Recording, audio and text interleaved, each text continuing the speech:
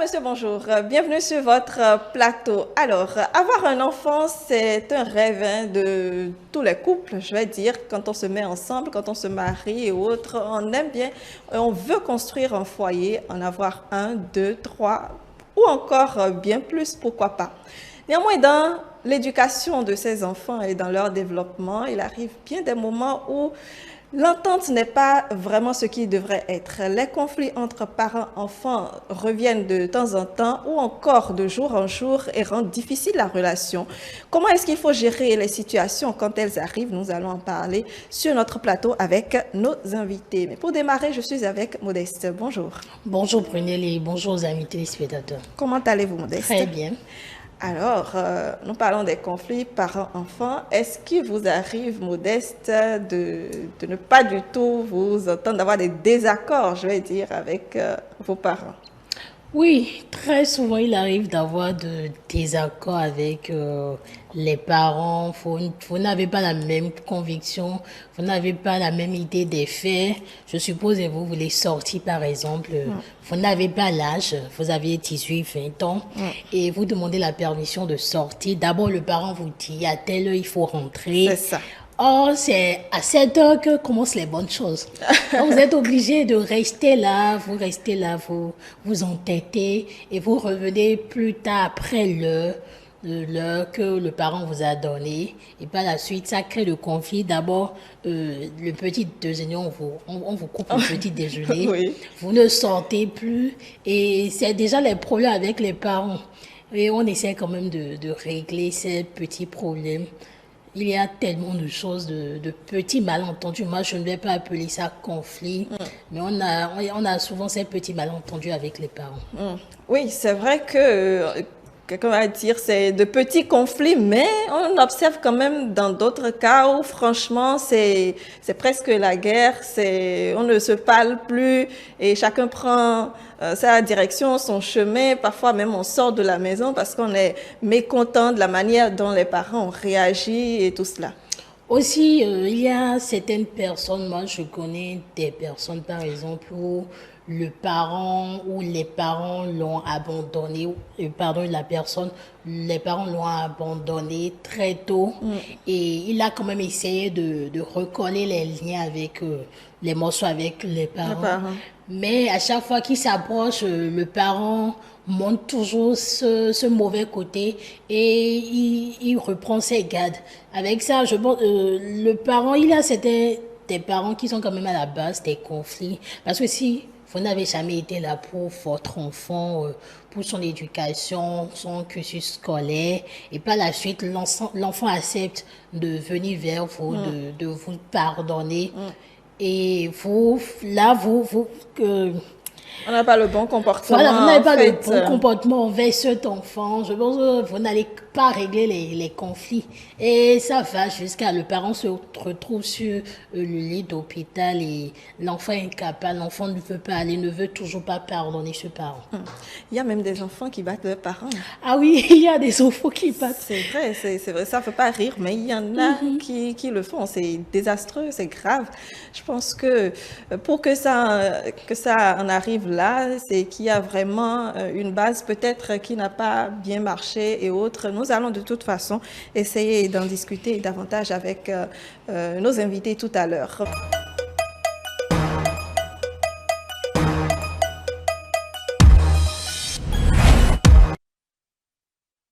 Conflit parents-enfants, nous avons deux de nos invités installés déjà en plateau et je voudrais vous présenter donc Shibavi Soglohon. Bonjour.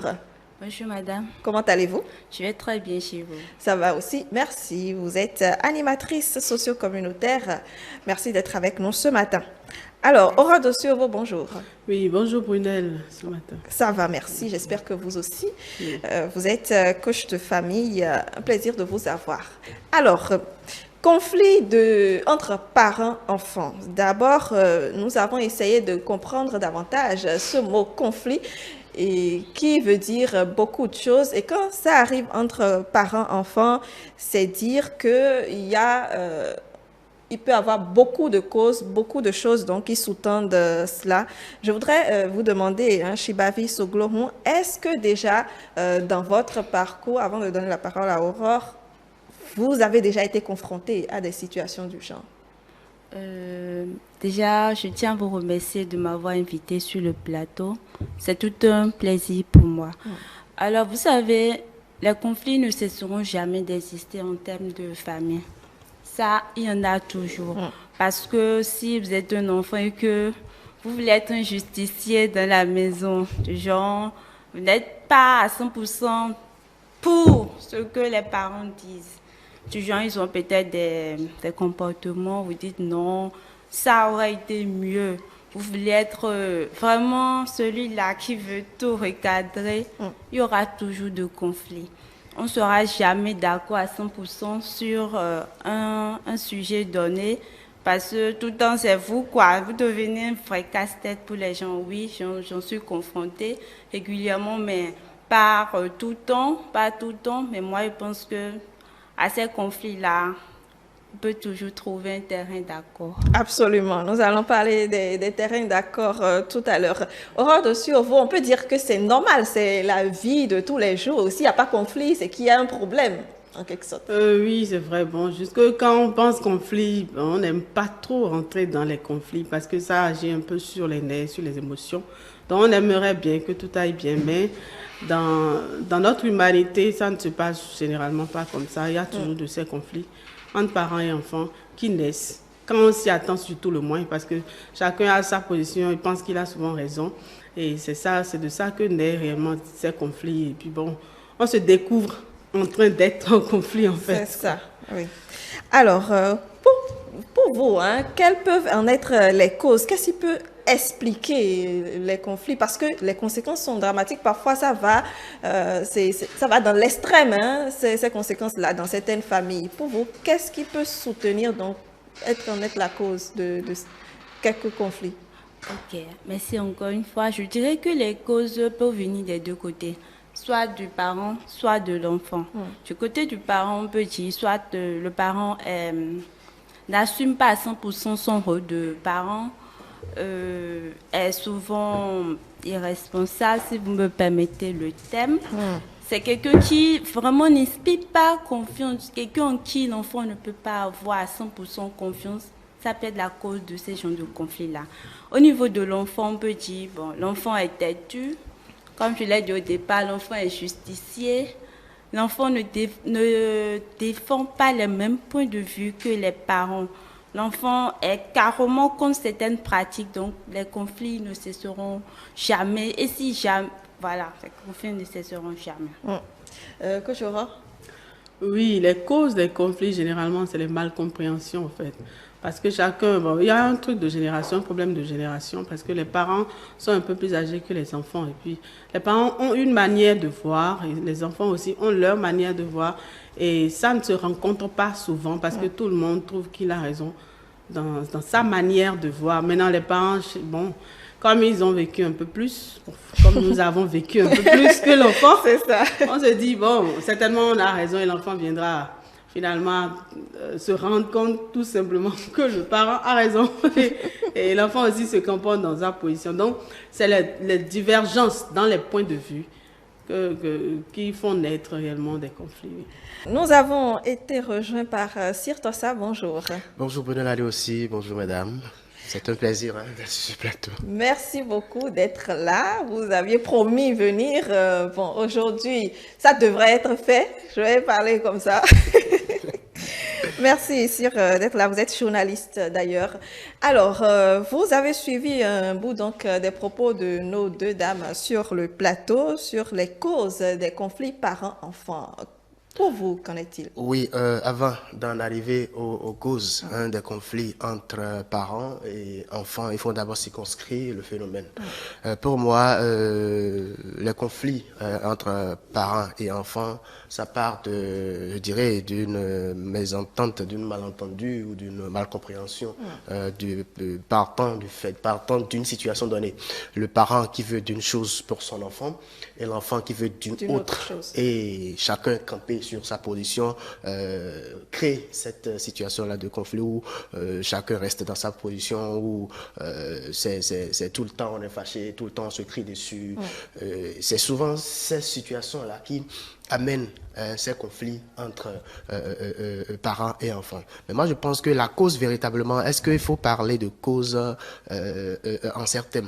C'est vrai que quand on prend la situation telle qu'elle se présente, les causes, elles ne sont pas forcément liées à la responsabilité du parent ou à celle de l'enfant. C'est juste une partie qui doit comprendre l'autre partie et essayer de régler la situation. Mais à des moments donnés, la situation perdue, et c'est ça qui amène des conflits qui durent des mois, des années, même toute une vie. Et c'est ce qui n'est pas souvent à souhaiter. Alors, vous avez dit quelque chose qui m'intéresse, une partie qui doit essayer de comprendre l'autre partie. C'est vrai, nous sommes dans une situation ou dans une société où les parents ne doivent pas ou bien n'ont pas l'habitude de laisser passer les choses au profit de l'enfant, pas forcément. Je ne sais pas si vous avez vécu la même chose. Non, il faut dire que oui, c'est vrai, le parent se dit avec toute sa suprématie de parent, tout son, bon, je vais l'appeler un tout petit peu comme ça, tout son ego de parent, ne veut pas souvent laisser l'enfant, enfin, ne veut pas souvent essayer de comprendre la pertinence à des moments donnés de ce que réclame l'enfant, de ce que veut l'enfant. On se dit, c'est moi le papa, c'est moi le maman, donc c'est ce que je dis qui passe. Alors qu'à des moments donnés, il faut prendre la situation, voir la situation dans sa réalité en face et se dire, est-ce que cet enfant-là n'a pas peut-être raison quelque part?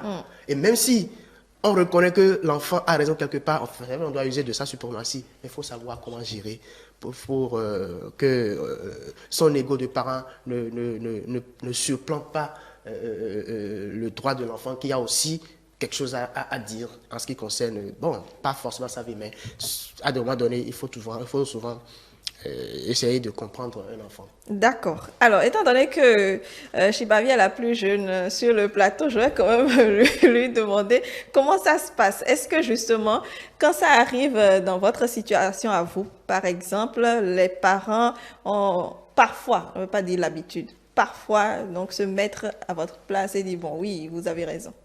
Non, c'est un peu rare. Parce que pour le parent, lui va se dire, bon, il est le plus âgé, qu'il a sûrement raison, il a plus d'expérience que moi. Mais moi, en tant que je me dis, bon, non, ce que vous dites, est-ce que ça peut aboutir? Moi, je vois ça autrement, eux voient ça autrement. Moi, je me dis, en tant que jeune, la façon dont eux, ils évaluent la chose, est-ce que ça pourra aboutir comme eux sont en train de le dire? Parce qu'en tant que jeune, on a plus d'expérience, on voit autour de nous, c'est vrai. Eux, en tant qu'aînés, ils ont plus d'expérience, ils ont vraiment un œil, je vais dire, beaucoup plus avancé et ils voient plus loin. Mais il y a toujours ce désaccord-là qui s'impose, surtout sur ce point-là. On n'est toujours pas d'accord. On ne veut pas comprendre des fois. Et c'est après dispute, bon, on s'explique, ok, c'est bon, mais des fois... Racontez-nous un bout, je ne sais pas moi, une expérience. Parce que vous avez donné votre avis, mais je veux avoir un exemple concret. Peut-être tout à l'heure, le temps que je donne la parole à la coach Aurore de Survaux. Oui, quand on regarde la manière dont bon, les parents, leur point de vue, bon, un parent a souvent envie d'avoir raison à tout bout de champ. C'est vrai que, bon, en tant qu'enfant, quand je me regarde, quand j'étais enfant, par rapport à mes parents, il y a des points de vue, bon, le parent finalement a raison. Et finalement, c'est l'enfant qui a tort. Mais c'est dans le temps qu'on remarque que, bon, le parent avait raison. Mais c'est dû au fait que les parents n'expliquent pas. Ils disent c'est ça ou c'est pas ça. C'est-à-dire ils ne se justifient même pas. Ils n'essaient même pas de raisonner, de réfléchir, d'amener l'enfant à la compréhension. Mais ils disent non, c'est comme ça. D'ailleurs, un enfant ne discute pas avec son parent. Et puis, il y a des normes anciennes. Bon, c'est vrai. Nous, aujourd'hui, en tant que parents, nos enfants nous font parler beaucoup plus. Parce qu'on échange beaucoup plus. Un enfant, aujourd'hui, tu lui dis non, il va te dire pourquoi. Et après, il va te dire non, mais pourquoi pas, tu as tort. Et tu peux te fâcher, tu peux te mettre en boule. Mais voilà, il a dit pour lui. Et c'est là, on finit par aujourd'hui se calmer parce que j'ai vu que le rôle du parent aujourd'hui évolue. Et ça a quitté les parents d'antan sur nous aujourd'hui, parce qu'on s'est assis un jour, on s'est dit, ben écoute, quand on était enfant, on aurait voulu vraiment qu'on explique un peu certaines choses. Et plus on s'explique, plus l'enfant finit par ajuster aussi, lui aussi, son point de vue. Et on trouve finalement un terrain, un point commun. Parce que l'objectif du parent aussi, c'est pour que l'enfant n'ait pas mal. Absolument. Moi, je pense aussi que il arrive, c'est-à-dire, au-delà du fait que ce soit des conflits entre parents et enfants, moi, je vois un conflit de génération. Le parent du moins, qui a reçu une éducation en son temps, les choses ont évolué, comme le disait Madame Lacoste. Pas actualisé. C'est des expériences peut-être qui ne sont pas actualisées au vu de certaines considérations auxquelles nous sommes en face aujourd'hui. L'enfant, aujourd'hui, c'est comme l'a dit Lacoste, aujourd'hui, les enfants, au fond, parlaient beaucoup. Et l'enfant, hier, tu ne peux pas dire, par exemple, maman, papa, ce que tu dis là, je ne suis pas d'accord. Hier, tu ne pouvais pas dire ça. Ouais. Mais aujourd'hui, l'enfant te regarde dans les yeux et te dit, ah, ça, je ne suis pas d'accord. Et tu ne peux rien lui faire. Ouais. Donc, c'est un conflit de génération. Donc, c'est autant de choses que il faut que, c'est ça, se dit, les deux parties, quand même, arrivent à trouver un terrain d'entente. Je vais prendre un petit exemple qui aujourd'hui, continue d'avoir cité. Une fille, par exemple, qui rencontre par exemple un homme, un exemple typique, qui peut-être n'est pas de sa génération, ou vient d'une famille donnée, ou vient d'une ethnie donnée. Et cette fille-là, avec ce jeune homme, bon, on se dit, ils s'aiment. Mais parce que le papa ou la maman a eu des préalables, a eu des antécédents avec telle ethnie ou telle famille, le parent dit, parce que je n'accepte pas que tu ailles dans cette famille-là. Et là, ça crée des conflits. Maintenant, ça c'est avant ça. Mais aujourd'hui, que vous le dites à votre enfant, ne faites pas ça, ne faites pas, ne faites pas. L'enfant, pour lui, c'est ce qu'il dit qui semble être la meilleure des choses, la meilleure option. Alors que le papa ou le parent, lui, se basant sur des antécédents, est campé sur ta position. Et là, ces conflits-là, ça dure. Donc, il faudrait que ces conflits de génération arrivent aujourd'hui à nous donner des leçons, nous permettre de dire que hier, c'était autre chose. Aujourd'hui, c'est également autre chose. Mais cela ne sous-entend pas que l'enfant doit manquer de respect à ses parents. Justement. Alors, nous avons également essayé de poser la question à quelques téléspectateurs. Un élément donc réalisé par Parfait. Bon, on suit et on revient.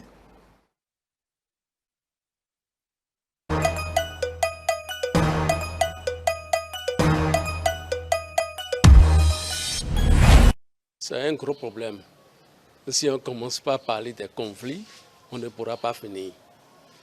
Mais qu'est-ce qui arrive généralement? C'est un problème de génération. L'éducation que nous avons reçue, ce n'est plus l'éducation d'aujourd'hui. Donc, avec les enfants, il faut communiquer avec les enfants aujourd'hui. On dit non, moi, je n'ai pas été éduqué de cette manière. Et on veut coûte que coûte appliquer la manière dont nous avons été éduqués. C'est ça que nous voulons appliquer aux enfants d'aujourd'hui là. Nous allons échouer. Les parents ont du mal à cerner les besoins réels de leurs enfants.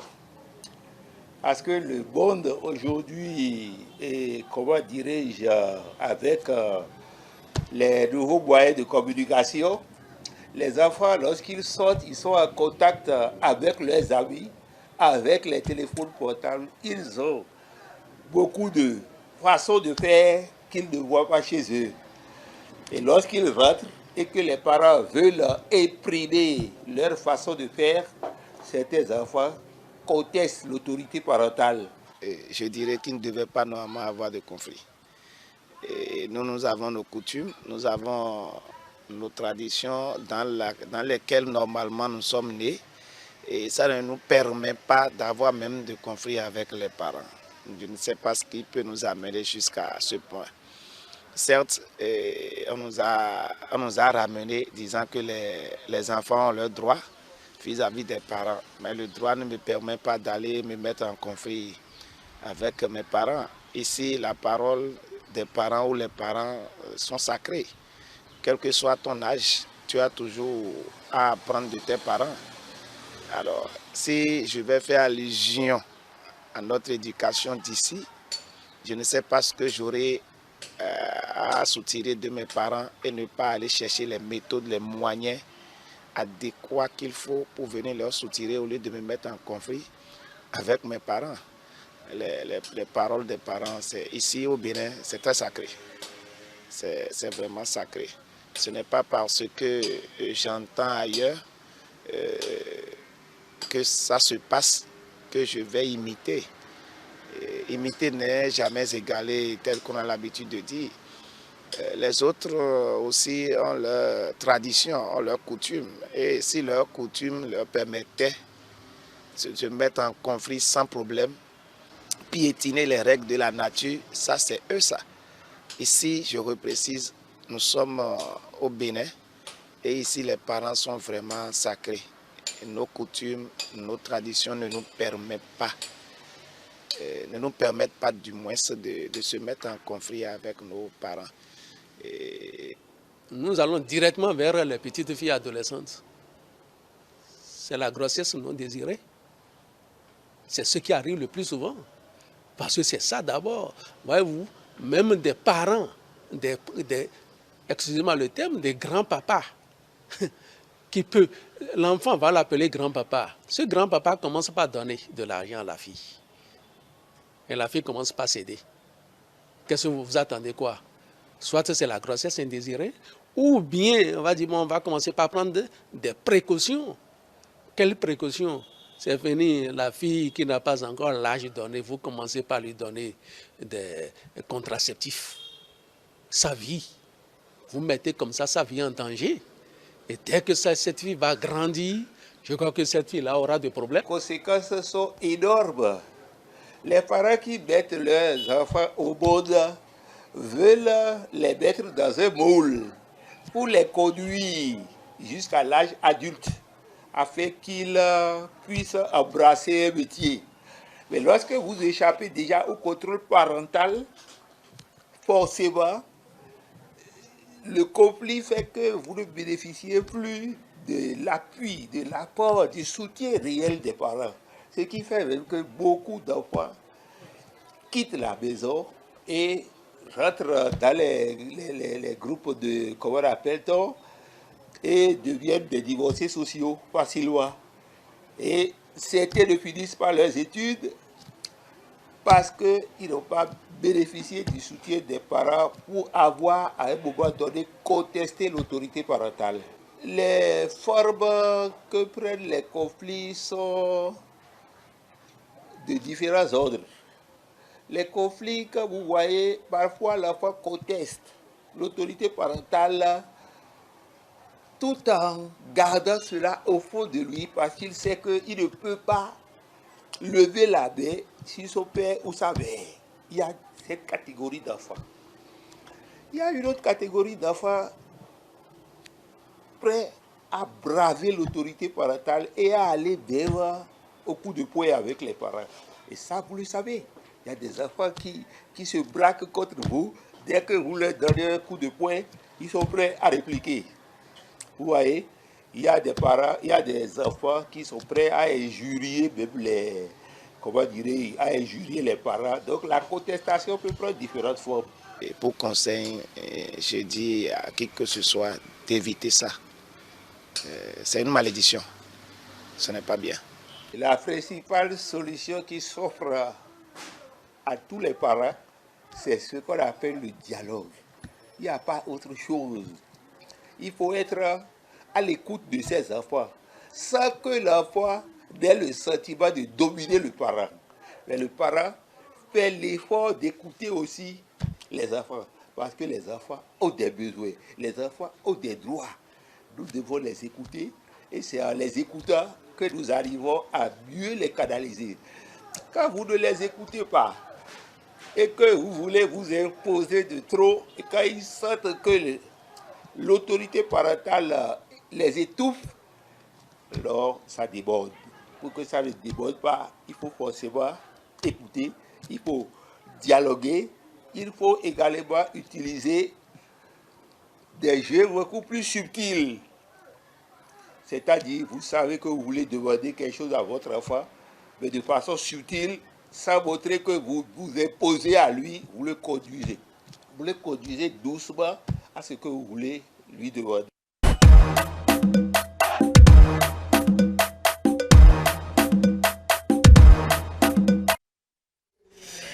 Voilà, donc les avis de nos amis téléspectateurs sur le sujet qu'on va essayer. C'est vrai qu'ils sont revenus sur plusieurs aspects. D'abord les causes, les conséquences et quelques apports de solutions. Au niveau des causes, donc le besoin des enfants. Alors, c'est un aspect qui m'a intéressé, hein, que les parents n'arrivent pas à décerner ou à évaluer réellement les besoins des enfants. Coach Aura. Oui, c'est vrai aussi. Parce que le parent, en fait, reste cramponné sur ses points de vue et n'arrive pas à intégrer que l'enfant, à un moment donné, commence pas à avoir de besoins. Et aujourd'hui, c'est tellement précoce. Parce que tu prends déjà un enfant de 2 ans, déjà, il commence pas à te faire la tête et pas à te montrer qu'il veut ceci et non cela. Et mon garçon qui me fait ce truc-là, tu lui donnes un tel repas, il dit non, que lui ne veut pas. Et puis, il préfère rester à jeun pour ça. Et à un moment donné, je suis obligée de dire, ok, assume de rester à jeun. Et c'est la nourriture là, tu vas manger ou rien, quoi. Et quand ça fait le temps, la soirée, comme bon, personne ne cède, il revient, il finit par manger ça, il sait que bon, maman ne cède pas. Donc, c'est des réactions. Parce qu'on sait que l'enfant doit, en fait, apprendre à tout moment certaines choses, en fait. Le parent, en fait, a une raison plus approfondie dans ses manières de faire que l'enfant n'arrive pas à capter. Maintenant, l'enfant aussi essaie de montrer un peu son point de vue. Maintenant, mais au bout des dialogues et des échanges, surtout plus l'enfant grandit, parce que quand l'enfant a un certain âge, trop mineur, ne comprend vraiment pas le pourquoi. Mais plus l'enfant grandit, il finit par intégrer un petit peu aussi. Oui. Alors, vous devez nous donner un exemple, Shibali. Oui, tout à fait. Alors, l'exemple qui m'est venu en tête, c'est celui de mon entrée en armée, parce que j'ai eu une formation de base en éducation physique et sportive. Oui. Donc, je pense que c'était quand je devais finir, soutenir mon premier cycle. Donc, les deux côtés voulaient à tout prix que j'aille dans l'armée parce que avec ma licence en éducation physique, je peux être un officier pour pouvoir... Mais moi, ce n'est pas un truc qui m'intéresse, en fait. Ils ont tout dit. On a dit. J'ai refusé. J'ai refusé parce que pour moi, ce n'est pas ça. J'aime beaucoup plus être sur le terrain en termes d'animation. Oui. Pour être plus en contact avec des jeunes, ça, j'aime beaucoup ça. Donc, pas aller tenir les armes. Non, du tout pas. Bon, peut-être que moi, j'ai une perception beaucoup plus éloignée de la chose. Parce que quand on dit armée de façon générale, bon, c'est les fusils et autres, les missions, on t'envoie dans des pays où tu risques de ne plus jamais revenir. Ou soit carrément, c'est autre chose. Mais moi, parce que mon père, de base, il est un forestier. Donc, du coup, voilà, bon, il tient à tout prix. Que vous empruntez aussi, disons, le chemin. Mais comment est-ce que vous êtes entendu finalement? Non, il n'y a pas eu d'entente. Pour lui, c'est que j'ai refusé. Bon, c'est fini. Bon, parce que pour eux, c'est que j'ai raté l'opportunité là d'aller dans l'armée, tout ça. Non, même quand ça revient aujourd'hui, c'est toujours... Non, il y a le critère d'âge. J'ai prié pour ça. L'âge a dépassé. Donc, du coup, je ne pourrais plus entrer dans l'armée. C'est fini. Elle a prié pour ça. C'est vrai que ça ne fait pas rire. Oui, c'est une réalité.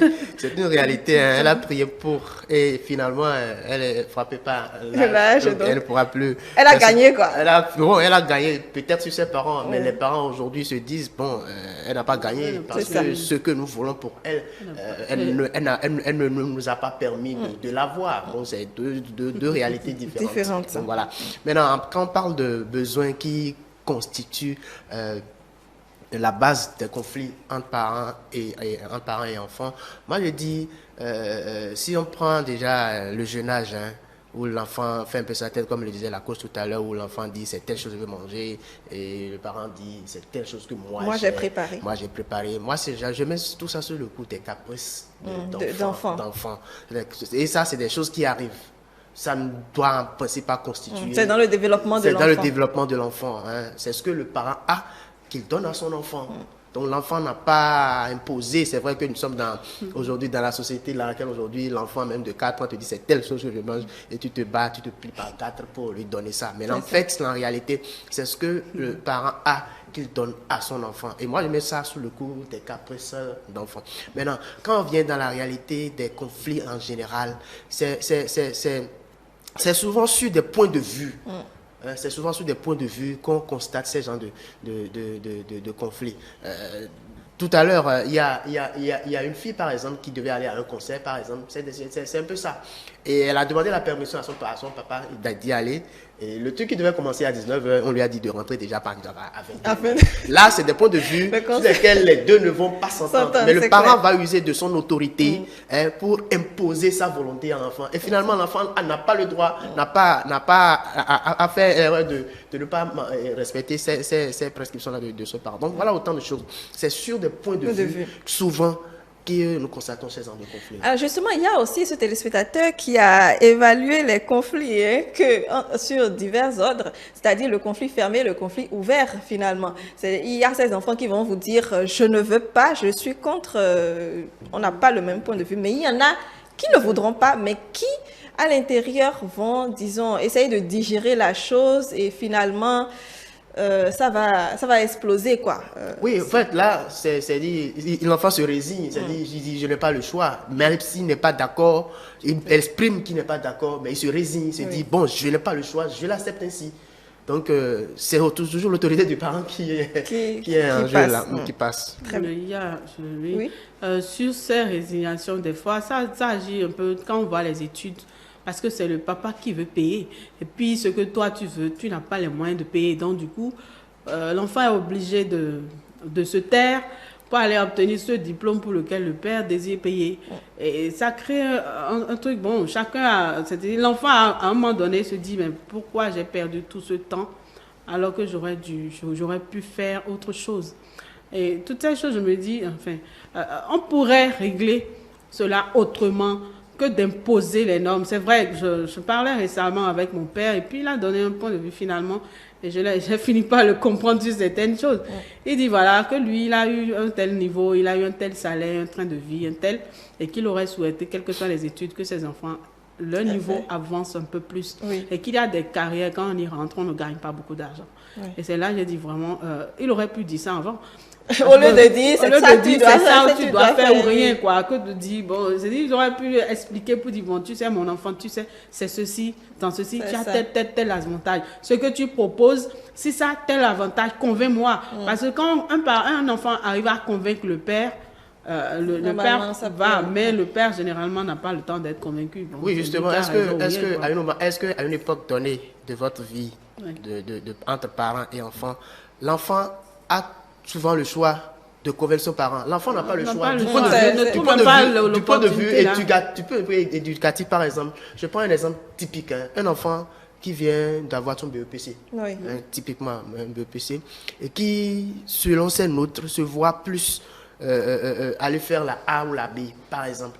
Et parce que le papa est financier, et parce que le grand frère, lui, il est comptable quelque part, on dit, bon, toi aussi, tu dois faire la G2, par exemple. Et on impose l'enfant, malgré tout, il commence la G2. Il s'en sort pas mal. Il s'en sort pas mal, il se débrouille. Finalement, il va au bac, la première fois, il échoue. Il va au seconde fois, il échoue. Et c'est quand il va en B qu'il a eu la mention. Vous voyez qu'il a perdu 2 ans. Alors qu'on aurait pu échanger avec cet enfant, se mettre dans la réalité. C'est pas parce que moi, parent, je fais telle chose que je dois amener mon enfant forcément à faire la même chose. Les réalités, les choses évoluent et les réalités ne sont pas les mêmes d'une époque à une autre. Absolument. Alors, oui. Si vous permettez, en termes d'explication sur les choix de filière, par exemple, si par exemple le père te dit tu iras faire la médecine, par exemple, toi l'enfant, tu te mets dans la peau, tu parles, tu te dis, bon, médecine, c'est 7 ans. Maintenant, d'après les rumeurs, première année, je vais échouer d'abord. Je ne suis pas sûre de continuer. Donc, déjà, je pourrais dire que c'est quelque chose qui se passe dans la tête de l'enfant. Il fait tout le chemin, il dit, si je vais là-bas, d'après les rumeurs, il n'a pas essayé. D'après les rumeurs, je vais échouer. Parce que lui aussi, il a ses sources d'informations. C'est ça. Voilà. Moi aussi, j'étais confrontée à ça parce que avant d'aller à l'université, on vous dit, la première année, vous allez échouer forcément. J'ai dit, quelle histoire ça? Bon, ok. Bon, et puis avant d'aller à l'INGEPS, j'avais commencé sur le campus d'Abomey-Calavi, vu l'effectif prétorique, tout ça. Bon, j'étais dedans, je me dis, bon, donc c'est une préparation physique qu'il faut faire, mais Heureusement pour moi, j'ai fini mes 3 enfants échoués. Donc, c'est une histoire de mentalité. Quand le parent, même si le parent prend le temps d'expliquer, l'enfant va vous dire, l'enfant, il a eau chaude dans la tête. Nous avons eau chaude dans la tête. Je me dis, là où je vais là, ça me sera difficile. Donc, c'est une histoire de préparation mentale qu'il faut d'abord faire à chaque enfant avant de pouvoir s'imposer. Le pire, des fois, c'est que le père et la mère sont divergents. Et l'enfant est au milieu. Exactement. Donc, Et là, ça pose un véritable problème. Ça pose un véritable problème. Si tu suis la maman, c'est que le père t'abandonne. Il y a tellement de... Et là, et dans ce cas d'espèce, c'est l'enfant qui subit et qui perd finalement. Mais aussi, dans certains conflits, parfois, l'enfant trouve, disons, un allié dans les parents pour pouvoir... Forcément. pour pouvoir gérer la situation. Parce que là, peut-être que ce qu'il veut... c'est pas peut-être papa qui est un peu d'avis ou c'est maman, mais c'est souvent qui... C'est souvent la maman. Parce que le papa autoritaire veut telle chose et puis l'enfant se penche du côté souvent de... Donc on arrive à vite amadouer les mamans. On va voir tout à l'heure. Alors parlons à présent des conséquences. Il y a nos amis téléspectateurs qui ont brossé vraiment assez de conséquences sur ces conflits-là qui, ma foi, partent justement d'une divergence de points de vue et qui peuvent aller carrément dans le drame après. Coach Aurore. Oui, c'est vrai. Il y a beaucoup de conséquences à ces gens. Parce qu'il y a une certaine résistance de l'enfant. Enfin, quand on est enfant, plus le parent insiste, plus l'enfant dit, voilà, c'est ça que je vais faire et vous devez boire. Et il y a beaucoup de personnes qui se sont mariées à des personnes qu'ils n'aimaient pas. Oui. Parce que le parent, au départ, a dit, non, je ne veux pas. Et on s'est dit, ben, pourquoi il ne doit pas vouloir? Beaucoup de couples mal formés. Et ça, c'est des conséquences. Et puis, finalement, on dit, bon, c'est à cause de mes parents si j'en suis à ce niveau. Et beaucoup aussi, même dans le côté professionnel, il y a ces genres de frustration qui se digèrent. Bon, le père est peut-être décédé, peut-être déjà, mais l'enfant continue à avoir ses remords et ne le dit pas. Et ça crée maintenant un certain rejet. Parce que maintenant, on déteste le parent. Bon, le parent ne sait pas pourquoi on le déteste, mais on le déteste au fond de soi. Et ça crée la distance entre les enfants et les parents. Les enfants, quand ils arrivent à s'échapper de ce cocon familial, n'appellent plus le parent, le laissent dans son univers là-bas parce qu'il se dit, voilà, tout ce qui m'arrive, c'est toi. Et le parent aussi ne comprend pas. Bon, maintenant, il y a aussi ces parents-là qui... dans le cas où l'enfant échoue dans son choix officiellement, on se rend compte que je lui disais ça et il n'a pas fait. Voilà, maintenant il est un gros chômeur, il est sous mes bras parce qu'il aurait dû. Et puis ça aussi, les parents aussi nourrissent ses remords et rappellent tout le temps, voilà, je t'avais dit ça, c'est toi qui avais raison. Et puis là, ils bavardent un peu plus quand ils ont raison de ces gens. Mais ça crée la distance, ça crée la frustration, le rejet et tout le reste. Chibavi? Bon, je dirais que les deux côtés sont victimes. L'autre côté dira, mais pourquoi l'enfant là ne veut pas me comprendre? Le côté de l'enfant dira, mais pourquoi le parent ne veut pas me comprendre? Et au fond de chaque personne, bon, chaque personne est sous la défensive, quoi. Si tu m'attaques, je t'attaque. Mais c'est un peu ça, c'est un peu difficile. C'est un peu difficile et voilà, ça peut créer à la longue, peut-être chez l'enfant, le manque de confiance en soi. Beaucoup de choses, l'enfant doutera de lui, sera très réservé, il ne faudra pas parler aux gens. Bon, ça arrive, on dit, telle personne est timide. Vous ne savez pas pourquoi la personne est timide. Chacun a ses problèmes. C'est toutes ces choses-là qui font qu'il ne voudrait pas trop se mettre dans les gens, il faudrait être calme. Donc, c'est un peu ça. Les conflits agissent tellement sur les enfants, en l'occurrence, parce que les parents, eux, ils essaient de gérer, eux se disent, bon, voilà, si tu comprends, tant mieux, mais les enfants, eux, ils en souffrent beaucoup. L'enfant en souffre, et on pourrait dire les cas de mort, l'enfant se suicide, par exemple, ça peut être... Parce qu'il se sent incompris, mal accompagné et tout cela. Oui, justement, moi, je vais commencer par... cette dernière partie, l'enfant qui tout le temps s'est senti frustré parce que on ne l'a pas écouté, on n'a pas dialogué avec lui, on ne lui a pas fait comprendre un certain nombre de choses, on lui a imposé tout le temps. Cet enfant se renferme et à un moment donné, il commence à se poser la question, pourquoi moi? Parce qu'il sort, il voit, il écoute ce qui se passe dehors. on aurait pu échanger avec cet enfant, dialoguer avec lui montrer même la pertinence même du faux. Il y a la réalité. Lui montrer, même si c'est le parent qui n'a pas raison, lui montrer que ce qu'il dit est pertinent. Que de laisser l'enfant dans toutes ses frustrations. L'enfant va ce qu'on ne souhaite pas d'ailleurs. Donc, il ne faudrait même pas qu'on en parle trop. Mais ce qu'on doit dire simplement, c'est que ces conflits ont des conséquences sur la plupart des acteurs là. Ce sont les enfants. Et ce sont les enfants qui, tout le temps, trimballent ces séquelles-là auxquelles ils ont eu tout le temps été confrontés.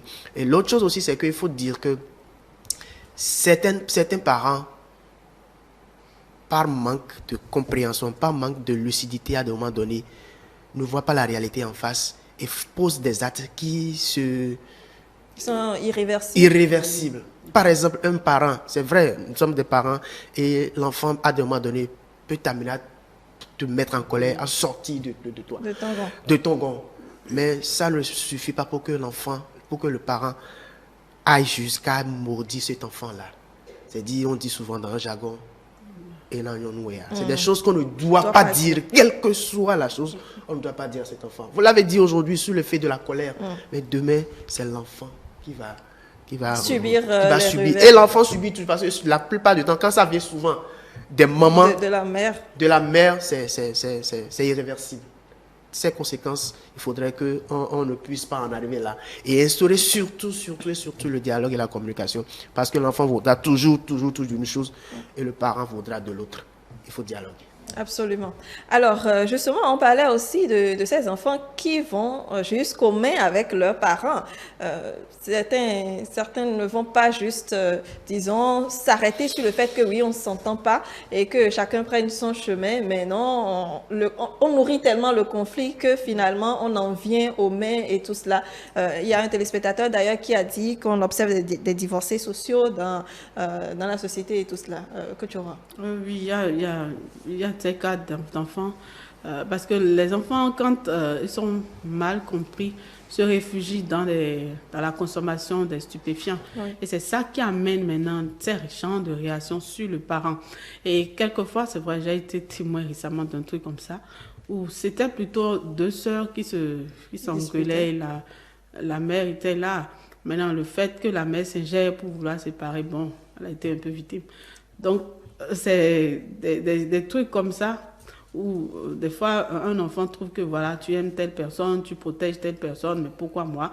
Et le jour où le parent veut donner raison à la personne que l'autre suppose trop protéger, le parent en prend le coup et tombe, et puis la mort s'ensuit. Des fois, il y a des parents qui meurent dans ce genre de choses-là.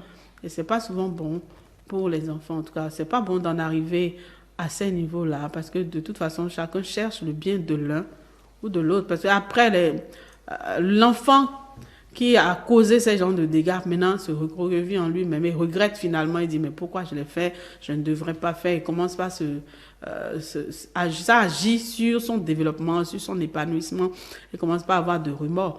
Maintenant, nous sommes dans une société africaine où, bon, la société ne voit pas les choses d'une manière pardonnable, souvent. La société, plutôt, commence par faire un truc de c'est-à-dire, ils veulent rendre justice et trouvent que non, l'enfant a mal fait, l'enfant doit mourir et tout. Mais la société active maintenant la colère entre ces deux personnes qui sont victimes, en tout cas, l'une de l'autre. Et le problème ne s'arrête plus. Donc, normalement, les dialogues pouvaient arriver à arrêter ces choses. Et c'est vrai, au-delà de ça, c'est vrai, j'aime bien dire aux gens de lire la Bible, ça va nous aider tous à nous canaliser enfants, parents, et à savoir qu'un parent cherche le bien de l'enfant et qu'on ne doit pas quand même dire du mal, arriver à lever la main sur un parent ou bien même à maudire même son enfant, c'est interdit, et vice-versa. De sorte, bon, les parents, eux, ce qu'ils disent souvent et qui agissent beaucoup sur les enfants, c'est les mots. Ils disent, tu ne seras rien, tu vas pleurer, tu iras chez ton mari, mais tu vas pleurer dans cette situation. Ton enfant va te faire ça. Oui, une grande dame, une vieille carrément, elle a un seul enfant. Et puis, le jour où elle se marie avec le mari, là, la maman lui a dit ça, tu n'auras pas d'enfant. Et elle n'a pas eu d'enfant jusqu'à présent. Elle est restée sur le seul enfant qu'elle a eu de son premier mariage. Et la vieille, là, me disait, c'est ma maman, qui m'avait dit ça. Effectivement, je n'ai pas eu d'enfant. Le mari a pris une autre femme qui lui a fait des enfants et la deuxième femme est devenue propriétaire de la maison. Et c'est resté des choses dans le cœur. Donc, il y a beaucoup de paroles. Parce que le fait de dire, ça répète. Ça se joue tout seul dans la tête. Oui, tu n'iras pas, tu ne réussiras pas. Et quand tu es seul, même dans un élan, ça revient.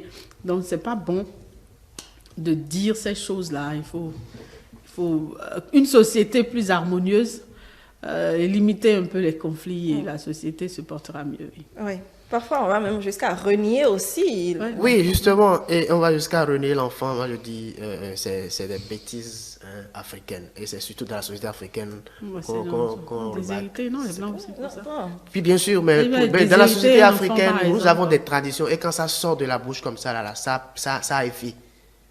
Nous sommes en Afrique, c'est la réalité que je vous dis. Nous sommes en Afrique. Aujourd'hui, c'est vrai que nous constatons ça dans d'autres traditions, un peu comme chez les Blancs aussi, comme vous le dites. Mais l'Afrique reste et demeure une source. Et quand une maman sort une parole de la bouche comme ça a parole de cité. Donc moi, je pense qu'il faut quand même éviter ça. Et pour éviter tout ça, là, un peu comme le disait la coach tout à l'heure, un conflit entre deux sœurs où la maman est rentrée dedans, c'est aussi des sources de conflit. Oui. Il ne faut pas montrer à tel enfant que je l'aime plus que l'autre. C'est ça, on soutient tel enfant au détriment de l'autre. C'est des sources de conflit et les conséquences ne sont pas c'est des conséquences pour lesquelles on assiste et qui ne profitent pas du tout, que ce soit aux parents ou que ce soit aux enfants. Très bien.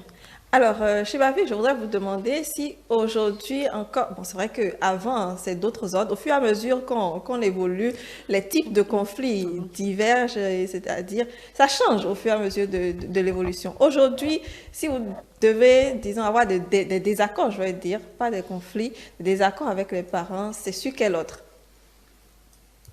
Je saurais le dire, parce que il n'y aura pas d'ordre, mais surtout, en fait, ce sera pour moi, surtout les plans. Ça dépend de comment eux prennent les choses. Si tu fais un truc, franchement, c'est vrai, on dit, les parents, ils ont plus d'expérience. Mais aujourd'hui, je trouve que nous, les jeunes, nous avons une certaine sagesse qui nous permet de dire... Ah, vous les jeunes, vous avez une sagesse, oui, c'est ça? Selon moi, d'accord. Que nous les jeunes avons cette sagesse. Il y a des choses qu'on voit, on dit ça là, c'est pas bon. Donc, bon, moi personnellement, je veux tout tellement justicière. Mon papa me connaît pour ça.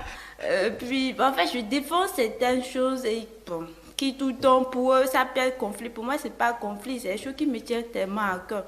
Ça me fait tellement mal de voir certaines choses. Comme quoi? Comment on va dire? Un enfant qui, on te parle, tu fais à ta tête. C'est vrai, moi, si je fais à ma tête, mais toi, tu es plus petit. Ah, bon, je ne refuse pas. C'est ça, l'autre est plus petit. Quand on compare... C'est en cela qu'elle parle de sagesse. D'accord. Et la sagesse du parent, alors, qu'est-ce qu'on en fait? Bon, le parent, il est toujours le plus sage. Sa sagesse, on en tire le son. Mais nous, on agit en fonction du temps actuel. On se dit, c'est vrai, on tire beaucoup de ce qu'ils nous disent et nous aussi, on essaie de donner un bon exemple aux plus jeunes. On ne voudrait pas que les plus jeunes répètent les erreurs des plus grands. Pourquoi si des fois, vous voyez des grands frères qui sont vraiment... Ils ne sont pas méchants, hein. Ils sont juste rigoureux, ils veulent que vous soyez plus meilleurs. Très bien. Alors, Coach Aurore et Cyr, est-ce que vous en avez eu aussi avec vos parents? Et sur quel autre? Oui, j'en ai eu puisque j'ai été enfant sur le plan de choix de profession, par exemple. J'ai eu ces genres de conflit avec mon père. Il voulait que je fasse l'assurance.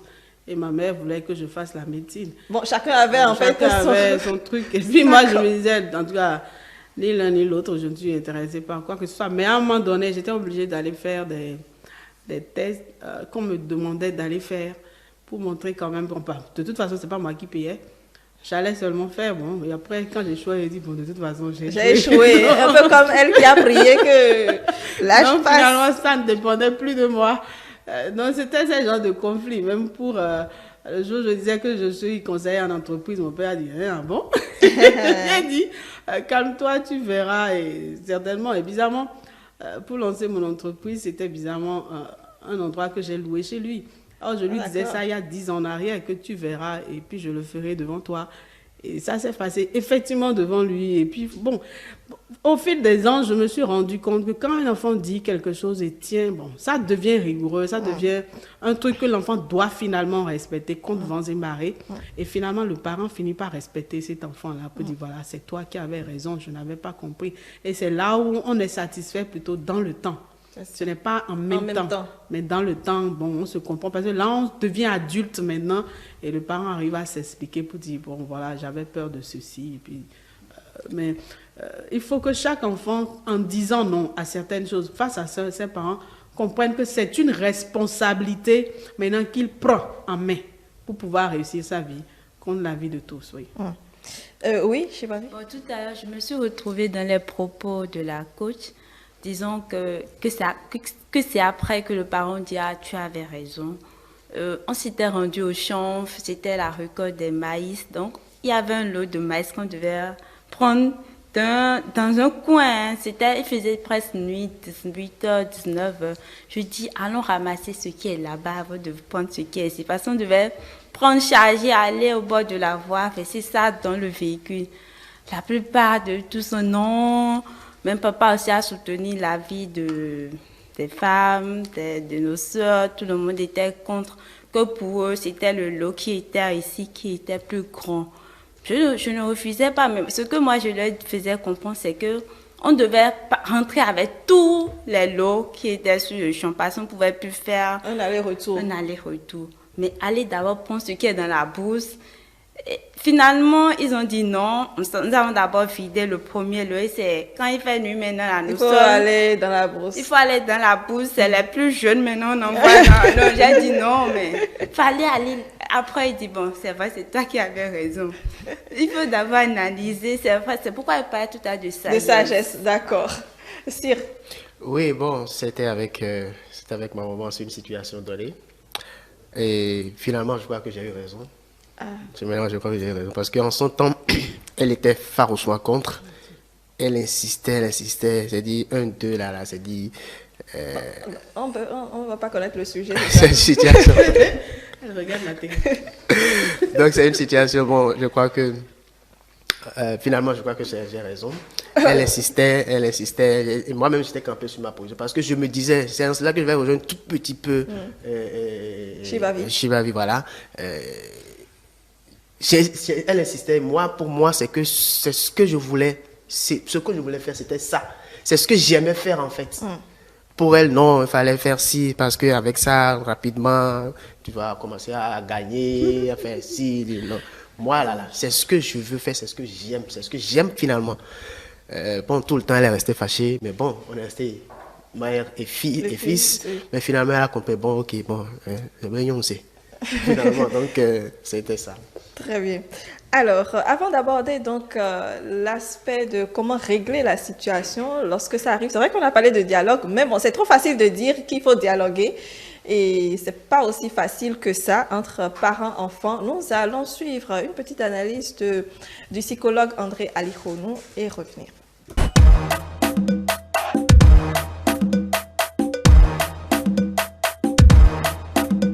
Quand on parle de conflit parents-enfants, entendons conflit et non guerre. Il ne s'agit pas de la guerre. Ne parlons pas de guerre parce que entre parents-enfants, il n'y a jamais de méchanceté animale. Aucun parent ne veut tuer son enfant, à moins qu'on soit un esprit criminel. Donc, quand on parle de conflit ici, entendons les questions de doute. Entendons le doute, entendons les malcompréhensions, entendons l'incompréhension, entendons les moments de curiosité. Et donc, attendons un défaut de communication entre parents, entre enfants. Et ils se parlent, mais ils ne se écoutent pas, ils ne se comprennent pas. C'est ça qui amène donc cela, tout simplement. Et donc ces moments de conflit sont juste des ruptures dans le codage normal de la communication. Parce que pour qu'il n'y ait pas conflit, il faut que lorsqu'on se parle, qu'on s'écoute. Quand on s'écoute, on se comprend. Mais si les communicants, ceux qui sont en train de parler, ceux qui sont en train de... Oui, qui sont en relation, ils émettent mal, et que ceux qui doivent recevoir reçoivent aussi mal, je crois qu'on aura un souci. Parce que lorsque vous émettez avec le mauvais codage et que les autres, ils ont des soucis à décoder, ils vont décoder aussi mal, et voilà, votre message ne sera pas compris, et voilà, l'autre ne vous donnera pas la réponse que vous attendez. Et c'est toujours les dégâts. Oui, dans certains cas très rares, il y a de la difficulté pour des parents ou même les enfants de pouvoir exprimer réellement ce qu'ils attendent. Mais il faut aussi dire, que pour ce qui concerne le conflit relationnel entre parents et enfants, ou même au sein du couple, pour ces conflits relationnels entre parents et enfants, certains âges de l'enfant favorisent ces conflits, attisent ces conflits, les entretiens. Il y a des âges où ces conflits sont mieux entretenus. Ce sont ces conflits-là qui permettent à l'enfant, de mieux grandir. Comme on le dit souvent, le développement d'un être humain est séquencé par des étapes, et chaque étape est vouée à une résolution d'un conflit majeur. Et donc, quand vous résolvez ce conflit, ou que vous atteignez, que vous résolvez ce conflit, que vous passez à l'étape supérieure pour aller vers la maturation. Donc, bref, il faut dire que certains âges plus jeunes, les conflits qui naissent sont rapidement tassés. C'est pour ça qu'on nous dit souvent qu'il faut avoir le cœur d'enfant. Mais rendu à l'adolescence, c'est comme si certains conflits qui étaient dans le passé vont renaître, vont refaire surface. Et là aussi, c'est que l'individu, dans une certaine ambivalence, se pose beaucoup de questions et a du mal à accepter, j'ai envie de dire, rapidement, facilement, les explications des parents ou de l'entourage. Il se refuse de prendre pour modèle ou pour faire content tout ce qu'on dira, aussi simplement pour expliquer des choses évidentes ou pas évidentes. Et donc il y a cette réalité-là qui se joue à certains âges. Mais il faut dire que l'âge même de l'adolescence et de la puberté sont des âges qui, à ces âges même, à eux-mêmes seuls, constituent déjà des conflits personnels, des conflits interpersonnels et des conflits, sociaux, voilà, des conflits existentiels et de développement aussi. Donc voilà pour ce que je pense, mais il faut dire tout simplement que les conflits entre parents et enfants ne sont pas des faits à éviter. Il faut les vivre. C'est normal, ce sont des faits normaux, c'est obligatoire pour le développement de l'enfant, mais il faut savoir raison garder et savoir garder sa patience. Pour l'enfant, c'est obligatoire, il doit passer par ces étapes, et aux parents de pouvoir prendre patience, trouver les mots, les moyens d'expliquer ce qu'ils attendent réellement à ces enfants.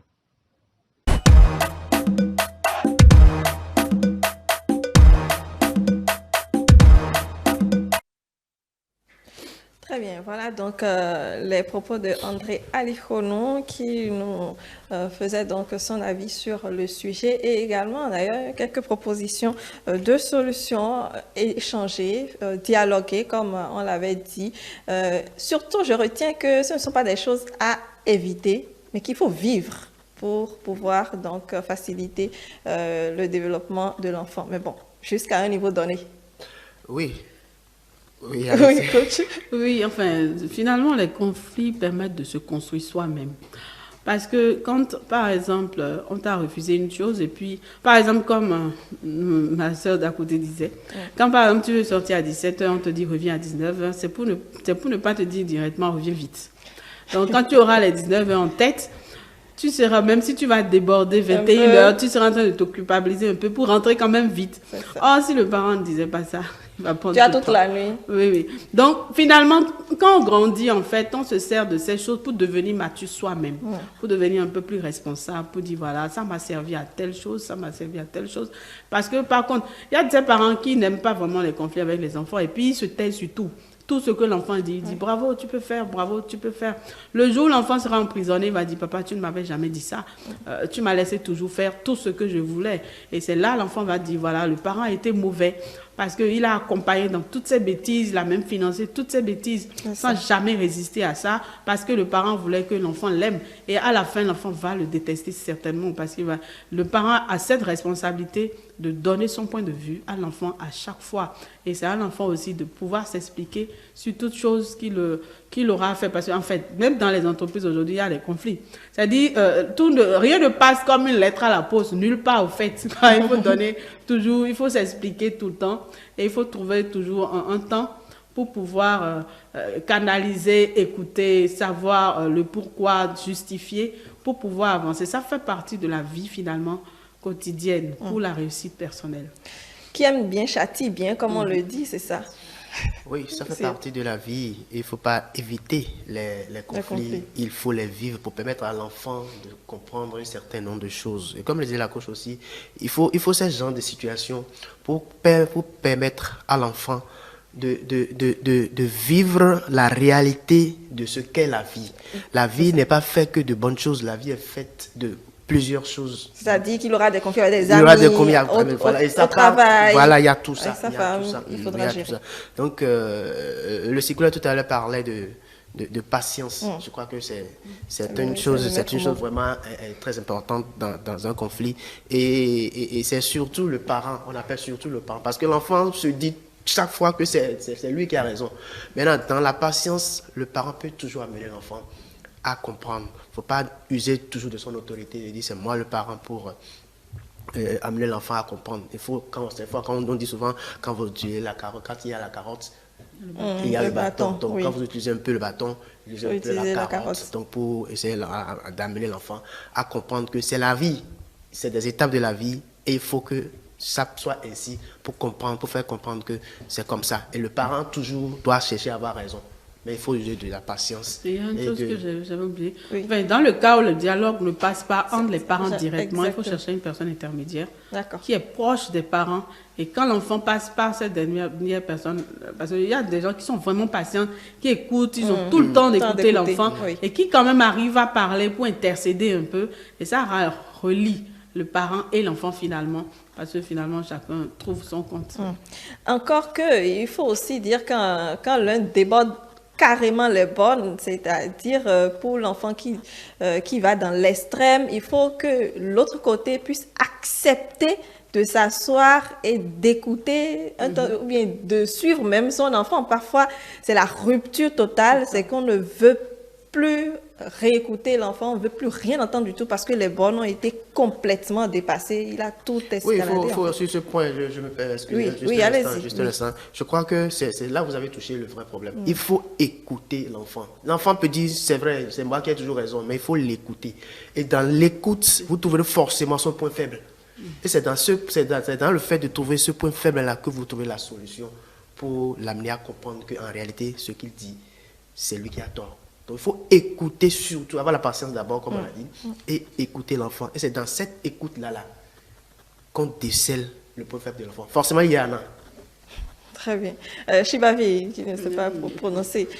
Pour vous, sur quels autres aspects il faut tabler peut-être pour gérer, ou bien pour que les conflits entre peut-être vos parents, ou les parents et les enfants puissent être mieux gérés? Bon, moi, je pense que pour que ces conflits-là puissent être mieux gérés, il faut que chaque partie se pose des questions. Bon, qu'est-ce que je fais pour que l'enfant là se comporte comme ça avec moi? Ou bien, qu'est-ce que je dois faire? C'est tout un ensemble de questions qu'on doit se poser et voir mais comment agir pour que désormais les conflits puissent être mieux gérés. Très bien. Shibavi, je vais vous libérer pour recevoir Modeste sur le plateau. Votre mot de fin pour ces jeunes qui nous suivent, pourquoi pas? Ça a été tout un réel plaisir pour moi d'avoir été invitée sur ce plateau. Je vous remercie pour le travail que vous faites chaque jour. Merci. C'est vraiment impressionnant. C'est ma première fois sur un plateau de télé. Ah, mais vous en êtes très très bien sorti. La première fois. Et franchement, si c'est que vous pouvez aussi inviter deux jeunes à passer comme ça, tout comme moi, je pense que ce serait un très très bel, un pari vraiment gagné. Et franchement, merci et félicitations et bonne suite à vous. Merci beaucoup. Je vous dis félicitations aussi pour cette première fois, pour ce bris de glace avec la télévision, avec les antennes et tout. Je vous souhaite une bonne suite et j'espère que les conflits avec les parents vont se régler de mieux en mieux ou ne vont plus trop se présenter. Absolument. Merci beaucoup. Merci.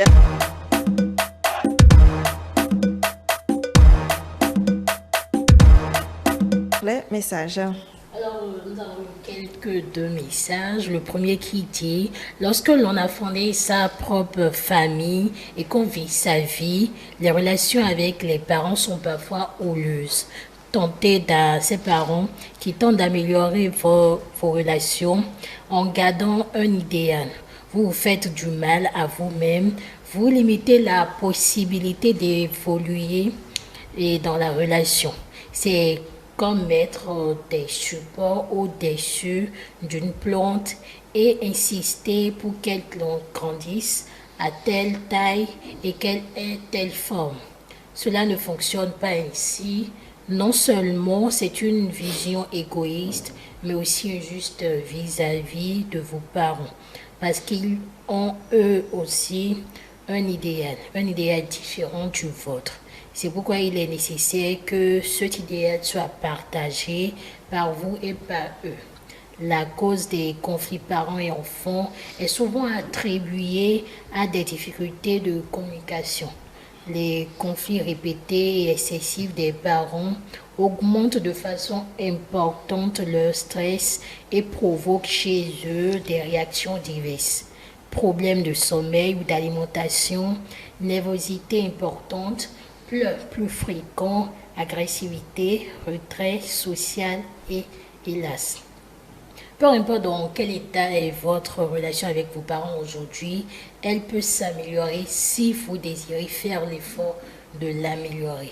N'abandonnez pas aux premières difficultés car le chemin sera long et vous connaissez la valeur de cette relation, elle est irremplaçable dans votre vie. Faites de votre mieux pour la renouer et la renforcer. Vous découvrez alors que le bonheur de retrouver l'amour de ceux qui ont été donnés est très beau. C'est un message de Gabriel Adam. Comme toujours, un fidèle, très fidèle téléspectateur de la Cour commune. Alors, un dernier message qui dit... Entre parents et enfants, il doit y avoir une relation de fraternité avec beaucoup de respect. Les causes des conflits sont énormes.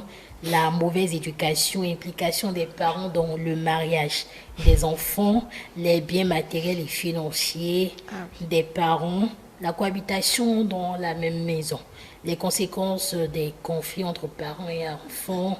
Il y a la méfiance, l'envoûtement, la dégradation du climat social. pour régler, les deux parties doivent aller à une table de négociation et trouver un terrain d'entente. Et les deux doivent comprendre que chacun est libre de gérer sa vie telle qu'il le souhaite. Mes préoccupations sont: quels sont les avantages d'être en harmonie avec les parents? Un enfant en conflit avec son parent n'est-elle pas en déphasage avec le principe de la nature? Si oui, quels sont pour ce dernier ces conflits ou les répercussions? Très bien, donc une analyse, bon, et puis après une préoccupation en quelque sorte. Donc je vais d'abord peut-être revenir sur son analyse, aller à une table de négociation et quoi d'autre? Sa dernière phrase, on peut réécouter sa dernière phrase? Oui, il dit aller à une table de négociation, aussi régler les deux parties, pour régler les deux parties doivent aller à une table de négociation, trouver un terrain d'entente et les deux doivent comprendre que chacun est libre de gérer sa vie comme il entend. C'est ça, chacun est libre de gérer sa vie comme il entend. Coach Oran? Oui, chacun est libre, mais en fait, chacun n'est pas forcément libre, finalement libre parce que tu portes un nom.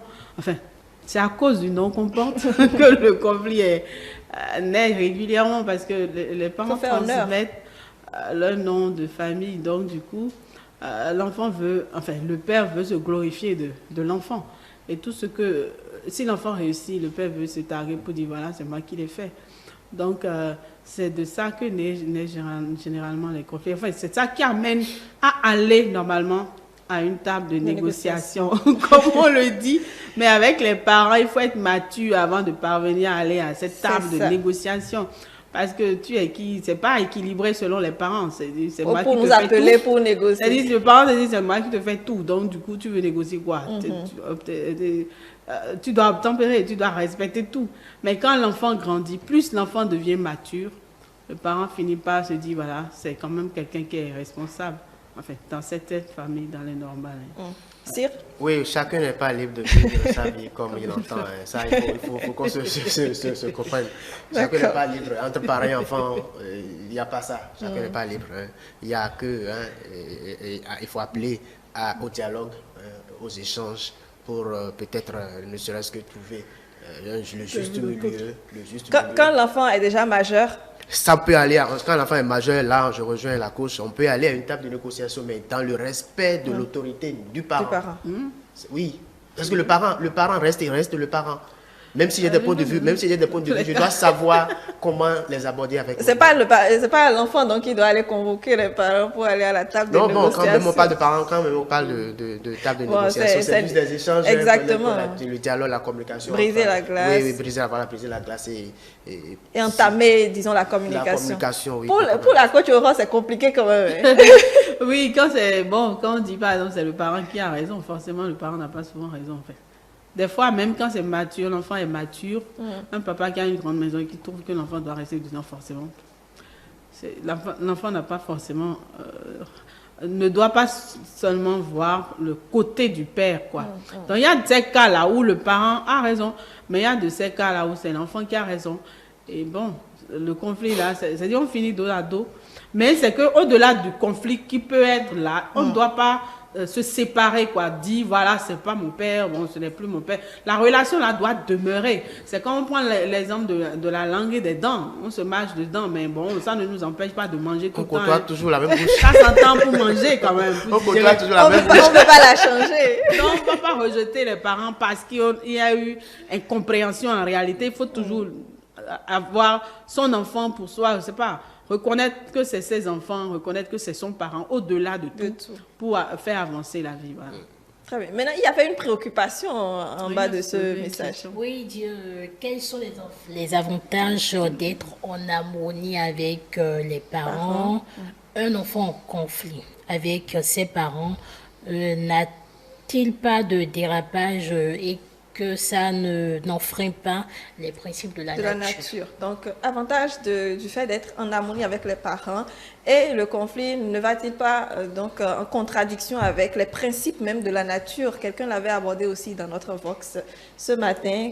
qu'on est en Afrique et que justement, on ne peut pas y avoir de conflit avec les parents. Tu es enfant, tu prends... Il n'y a pas de meilleure chose que d'être en harmonie avec ses parents. Il n'y a ouais. pas de meilleure chose. Quand vous êtes en harmonie vraiment avec vos parents, je crois que, hormis d'autres considérations, tout va bien parce que vous avez la couverture du parent et vous êtes soutenu et du point de vue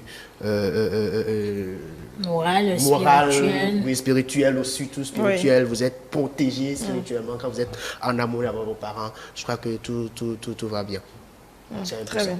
Et enfin, l'avantage, c'est la paix qu'on a, parce que quand il y a conflit, il n'y a pas la paix en réalité. Ouais. Il y a un souci, même si bon, tu manges, tu dors bien, au-dedans, il y a toujours quelque chose qui ne va pas. Et bon, parce que tu ne sais jamais le jour, même si l'enfant et le parent sont loin, le jour où les deux vont se croiser, s'il y avait conflit qui n'était pas réglé, il y aura un choc émotionnellement, parce que je ne veux pas le rencontrer, pourquoi lui ici? Et donc, quand le conflit, enfin, quand la paix y est, le cœur aussi est en paix et les enfants, ça profite à la progéniture qui naîtra d'aller vers le parent, de reconnaître leurs grands-parents, de rester dans la maison parce qu'il y a des conflits où les petits-enfants n'ont pas accès à leurs grands-parents et puis c'est comme si ces enfants n'ont jamais eu de grands-parents et c'est déplorable, c'est souvent dommage. Oui. L'autre avantage aussi, moi je pense très rapidement, l'autre avantage c'est que vous avez le respect dans la société, on vous respecte. Quand on sait que votre papa, vos parents sont là et que bonne chose, on les voit derrière vous, vous avez du respect. De l'autre côté aussi, si dans un couple, déjà où le fils ou la fille est en conflit avec ses parents, il n'y a pas le respect. Dans le cas d'espèce, si toi, l'homme, toi, la femme, tu es en harmonie avec tes parents, forcément, le respect dans ce couple y est, et ça va. Très bien. Aussi, Prunelle, je pense qu'on dit en Afrique que le parent, c'est le Dieu. Quand vous êtes en conflit avec le parent, vous remarquez quand même qu'il y a des portes qui sont quand même fermées à vous. Et moi, je pense que la meilleure méthode, comme moi je le fais quand j'ai un petit souci avec ma maman, c'est de me lever très tôt, déjà à 3h, 4h, je vais toquer sa porte. Même si je ne suis peut-être pas en faute, c'est de demander pardon, de m'excuser. Oui, pourquoi pas. Très bien, merci. Également, il y a un autre aspect de sa préoccupation, c'est-à-dire, est-ce que ce n'est pas aller contre les principes de la nature que d'être en conflit avec ses parents? Quand vous êtes en désaccord avec vos parents et que vous ne les réglez pas du point de vue spirituel, ça ne va pas, ça ne va pas naturellement. Très bien. On poursuit? Oui, la pensée du jour qui dit les parents ont une petite tendance à oublier qu'ils ont été eux aussi enfants. Les parents ont une petite tendance à oublier qu'ils ont été enfants eux aussi. Sacha Guthrie, donc les parents ont une petite tendance à oublier qu'ils ont été enfants eux aussi. Bon, moi je me dirais, est-ce qu'ils n'oublient pas? Ils n'oublient pas. Ils n'oublient pas. Certains n'oublient pas. Bon, moi je le dis ainsi, parce que je me dis, ils n'oublient pas. Mais ils n'ont pas envie de le montrer. Ils n'ont pas envie, justement. Moi je le dis, je le mets sous cet angle-là. Ils n'ont pas envie de le montrer. Parce que c'était. Sinon, ce serait permettre. Sinon, ce serait permettre, oui, moi je le prends ici. Ils n'ont pas envie de le faire savoir. Ils ont été. Oui, enfin, beaucoup de parents oublient qu'ils ont été enfants. Et ça fait qu'ils montrent que non, j'ai nos parents là-bas, j'étais, nos parents là-bas, j'étais. Et puis tout le temps, ça revient dans les discours. Moi, j'étais. Comme s'ils avaient été vraiment des enfants tout parfaits. Et il faut souvent de ces circonstances pour révéler que quand même, il avait été le rebelle de la famille plutôt. Donc du coup, il y a comme mon fils qui me contrarie des fois. Il dit, maman, quand il me parlait, tu obéissais à tout. Et bon, cette question-là, bon, je sais pas s'il faut répondre à ça. Bon, des fois, on se protège soi-même, au fait. On ne veut pas, en tant que parent, que l'enfant découvre une certaine faiblesse pour passer au travers de ça, pour faire des chantages à la fin. Parce que quand l'enfant découvre ces genres de pans-là, ça devient chantage. Voilà, tu n'as pas été, donc moi-même, je veux profiter de ça. Donc, c'est pourquoi les parents, couvrent. Mais quand le parent essaie de revenir en lui-même, il essaie d'adoucir un peu les règles. Oui. Est-ce que justement, cette histoire de vouloir cacher un peu n'éloigne pas les enfants? Parce que quand on se met à leur niveau, on leur fait comprendre que justement, oui, nous aussi on a essayé de faire ci et ça. L'enfant comprend mieux, il sait que, bon, oui, il n'est pas seul dans le cas et que ça rapproche davantage. Oui, je dirais plutôt que, bon, quand on présente ce qu'on a été, c'est vrai, ça rend humain avec l'enfant. Mais s'il y a eu des conséquences désastreuses, c'est mieux de le dire aussi. Voilà, je n'ai pas fait ça, on m'a dit, mais j'ai tenu ma tête. Voilà la conséquence que j'ai eue à côté. Ça permet à l'enfant de tirer une leçon pour ne pas aussi en arriver là, en son temps là. Mais c'est vrai, quand l'enfant devient mature, il faut s'ouvrir de temps en temps sur tous ces débats-là. Quand on parle par exemple des mères avec les filles, aujourd'hui on parle des grossesses non désirées et tout. Si les mamans parlaient un peu plus de comment elles ont vécu leur jeunesse, au lieu de crier, voilà, tu es tombée enceinte, ne va pas tomber enceinte tout le temps, ça va aider la jeune fille à dire, ah non, ma maman, aujourd'hui, je veux limiter, mais je veux être meilleure. Et je ne vais pas tomber dans ces genres de pièges-là. Ça va aider plus. Oui, je partage très rapidement cette analyse de la couche. C'est vrai, à un moment donné, il faut donner des exemples de ce qu'on a eu à vivre pour permettre à l'enfant de ne plus vivre un certain nombre de choses. Ce n'est pas une faiblesse en soi, mais c'est permettre quand même à l'enfant que c'est la vie et on traverse, il y a des périodes qu'on traverse et on pourrait être confronté à telle ou telle situation. Voilà, moi, en son époque, j'ai eu à être confronté à telle situation. Voilà ce que j'ai fait. Si ça n'a pas marché, voilà ce que ça a donné. Si ça avait marché, voilà ce que ça aurait été. Donc voilà, il faut de temps en temps s'ouvrir, mais pas s'ouvrir pour permettre à l'enfant de voir que tout est permis. Très bien. Modeste? Alors, cette citation est d'Alexandre Guitry et dit Sacha Guitry.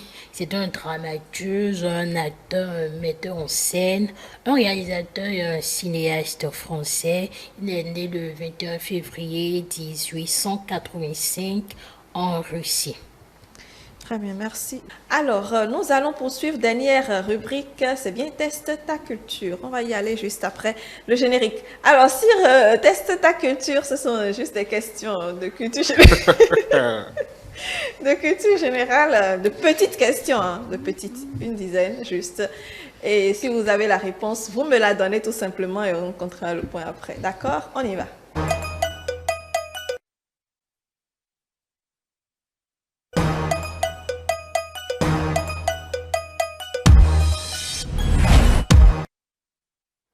Voilà, le plateau étant ainsi installé, amis téléspectateurs ou chers invités, vous pouvez également lire la question à l'écran. En quelle année en quelle année le Titanic a-t-il coulé dans l'océan Atlantique? Vous avez suivi le film, j'en suis... 1972. 1972, non. Un peu loin quand même, un peu loin encore. 1989? Non. 1912. Exactement, 1912, exactement.